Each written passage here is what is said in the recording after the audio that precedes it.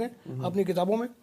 تو اور اگر ہمارے ناظرین جاننا چاہتے ہیں مرزائیوں کے تعلق سے، ان کے جو فرسودہ عقائد ہیں ان کے تعلق سے، تو کیوں نہیں وہ یوٹیوب پہ جائیں اور شمس الدین نام کا ایک شخص، وہ بڑا اچھا شخص ہے، وہ پہلے مرزائی تھا، سال اس نے گزار دیے اس تاریکی میں، لیکن اس مرزائیوں کی اس قید سے نکلا اور اب وہ یوٹیوب پہ بتاتا ہے کہ یہ جو مرزائیت ہے، یہ جو قادیانیت ہے، یہ جو تعلیم ہے، اس کے کوئی ہاتھ پاؤں ہے یا نہیں ہے، کچھ بھی نہیں ہے. تو اچھا ہوگا کہ شمس الدین نام ڈال کر دیکھیں.